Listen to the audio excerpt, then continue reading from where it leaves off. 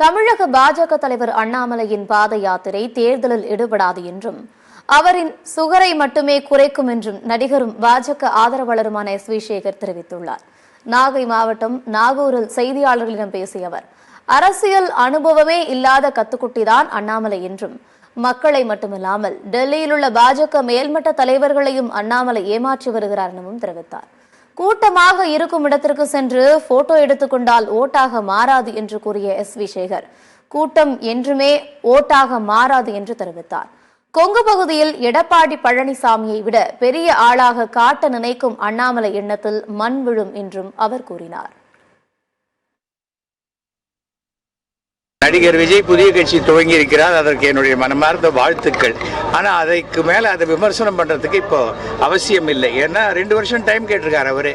2026 தேர்தலில் தான் அவர் இன்னும் கொடி சின்னம் அவருடைய கொள்கைகள் எதுவுமே அனௌன்ஸ் பண்ணலை. ஆனால் அரசியலுக்கு வருகிறேன் என்பதை திட்டவட்டமாக சொல்லிட்டாரு. நான் பல வருஷம் முன்னாடியே சொல்லியிருக்கேன், விஜய் அவர்களுக்கு அவருடைய ரசிகர் மன்றத்தினுடைய கட்டமைப்பை ரொம்ப பலமாக வச்சிருக்கார். அதற்கு முக்கிய காரணம் அவருடைய தந்தை எஸ்.ஏ. சந்திரசேகரன். அவர் ஆரம்பித்து வச்சு அதை ரொம்ப சிறப்பாக பண்ணியிருக்காரு. இப்போ அந்த கட்டமைப்பை அப்படியே அரசியல் கட்டமைப்பாக அவர் மாற்றணும். அதை பண்ணுவார்கிற நம்பிக்கை எனக்கு இருக்குது.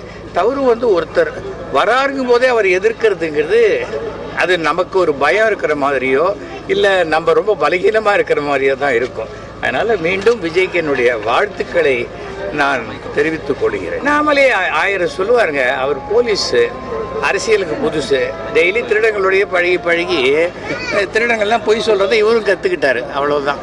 அதாவது தேர்தல் என்பது கூட்டணி பலம்தான்.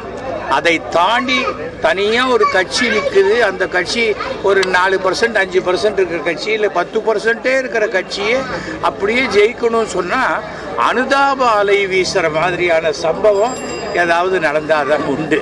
ஒருவேளை அந்த சம்பவத்துக்கு ஏதாவது அவர் எதிர்பார்க்குறாரான்னு தெரியாது.